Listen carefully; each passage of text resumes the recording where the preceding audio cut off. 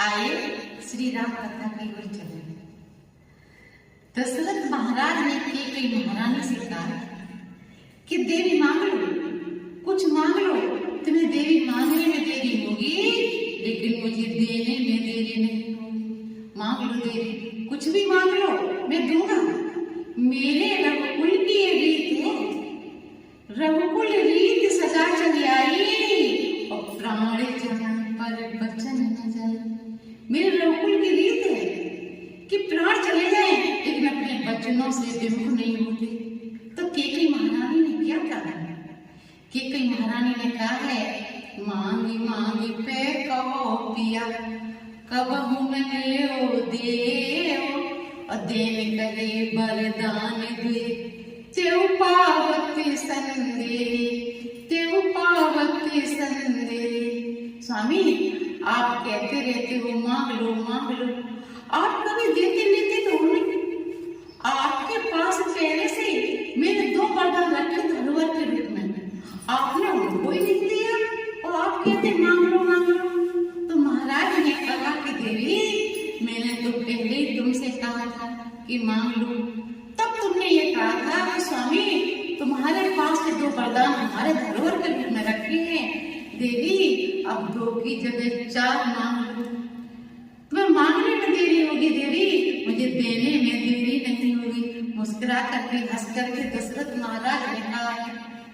तो कैकेयी महारानी ने कहा कि महाराज, आप पहले मेरे उन दोनों वरदानों को दे दीजिए, चार छह हमको नहीं चाहिए, आप दो वरदानों को दे दीजिए। महाराज ने कहा कि मांगिए देवी, क्या मांगना चाहती हो?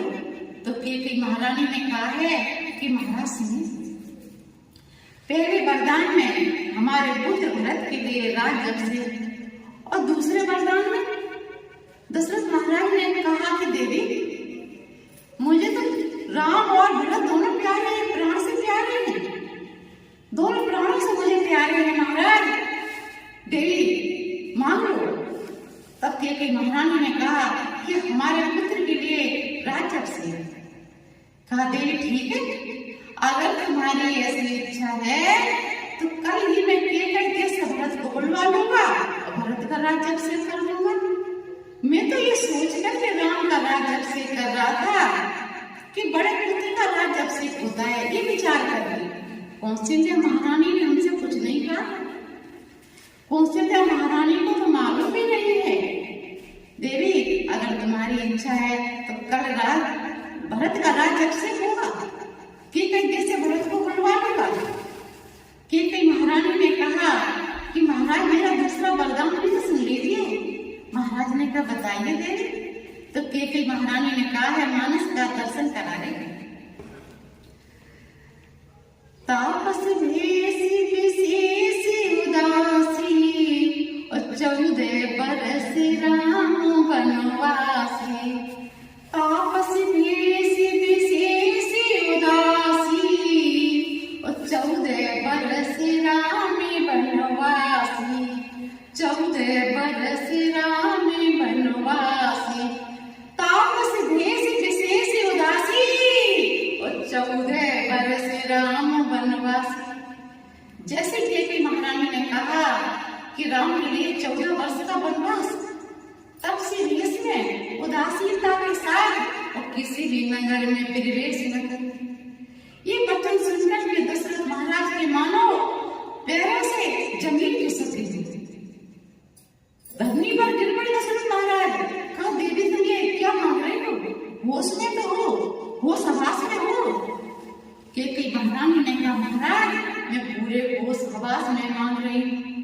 अब अपने बचनों से मुंह मोड़ने लगी। अभी तो कह रहे थे रघुकुल रीत सदा चली आई और प्राण जाए पर बचन न जाए। अभी आपने कहा और आप कह रहे हो कि होश हवास में मांग रही हो। मैं तो होश हवास में मांग रही हूँ। महाराज, मेरा वरदान दोनों दे दीजिए, और वरदान मुझे चाहिए नहीं, मेरे दोनों वरदानों को दे दीजिए। दशरथ महाराज ने कहा महारानी, राम के वनवास की जगह और कुछ मांग लो। कैकेयी महारानी ने कहा महाराज, जो मुझे मांगना था मैंने मांग लिया, अब मुझे कुछ नहीं चाहिए, ये दोनों वरदानों को मेरे को दे दीजिए आप। दशरथ महाराज ने कहा कि देवी और कुछ मांग लो। बार बार कहे जा रहे देवी तुम जो मांगोगे मैं दूंगा, लेकिन राम के वनवास की जगह और कुछ मांगो। तुम अच्छी तरह जानते हो राम के बगैर में जीवित नहीं रह पाऊंगा देवी, और देवी तुमको अपेस लगेगा। संसार में अपनी बेटी का नाम कोई केकई नहीं रखेगा, और सारे संसार में तुमको अपेस लगेगा।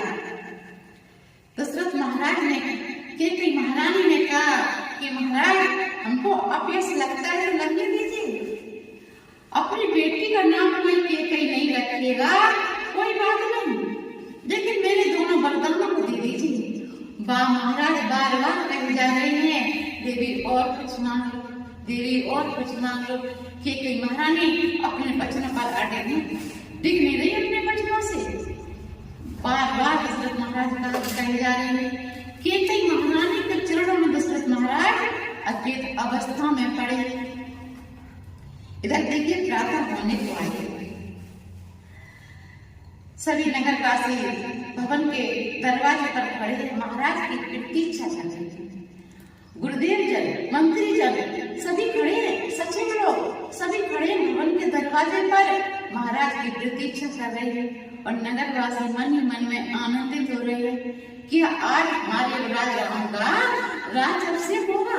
बड़े आनंदित हो रहे हैं मन ही मन में। और कुछ लोग चिंतित हो रहे हैं कि हमारे महाराज अभी तक नहीं जाने, हमारे महाराज के ब्रह्म मुहूर्त में जानते हैं, अभी तक नहीं जाने, आखिर कारण क्या है? सूर्य ऊपर आ गए हैं और हमारे महाराज अभी तक नहीं जाने। दशरथ महाराज के नजदीक हैं सुमंत जी। गुरु वशिष्ठ जी ने सुमंत जी से कहा कि सुमंत जी भवन में जाकर के पता लगाइए आखिर कारण क्या है, महाराज अभी तक जागे क्यों? जब सुमंत जी ने भवन में प्रवेश किया तो दासियां नीचे को सिर झुकाए खड़ी। सुमंत जी ने दासियों से पूछा कि महाराज कहाँ हैं? तो दासियों ने वो भवन की ओर इशारा किया। जैसे ही सुमंत जी ने वो भवन में प्रवेश किया, वो भवन का दृश्य देख करके सुमंत जी आश्चर्यचकित रह गए। केकई महारानी सपड़ी की भांति खड़ी है और महाराज केकई महारानी के चरणों में अचेत अवस्था में पड़े। सुमंत जी ने केकई महारानी से पूछा कि महारानी महाराज को क्या हुआ? केकई महारानी ने कहा कि पूरी रात्रि हो गई है, तुम्हारे महाराज सोए नहीं है, पूरी रात्रि हो गई है, हे राम पुकारे जा रहे।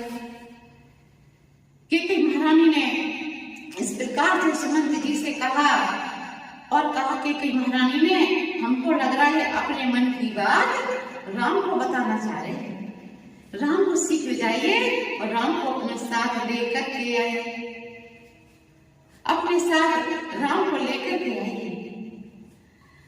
सुमंत जी भवन से निकले ही को भवन से, और जैसे भवन के बाहर आए तो पूरी प्रजा पूछने लगी क्या हुआ क्या हुआ?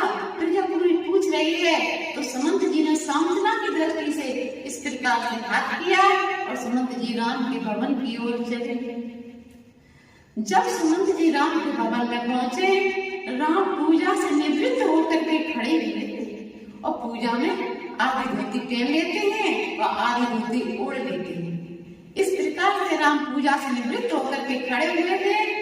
सुमंत जी ने राम से कहा कि आपने महाराज ने आपको याद किया है, शीघ्र ही आप हमारे साथ चलिए। जैसे राम खड़े थे वैसे सुमंत जी के साथ चल दिए और आकर के केकई महारानी से कहा भवन में। राम आश्चर्यचकित रह गए वो भवन का दृश्य देख करके, इस वक्त खड़ी रह गए। केकई महारानी खूंखार सिंहनी की भांति खड़ी है और दशरथ महाराज केकई महारानी के चरणों में वृद्ध गजराज की भांति अचेत अवस्था में पड़े।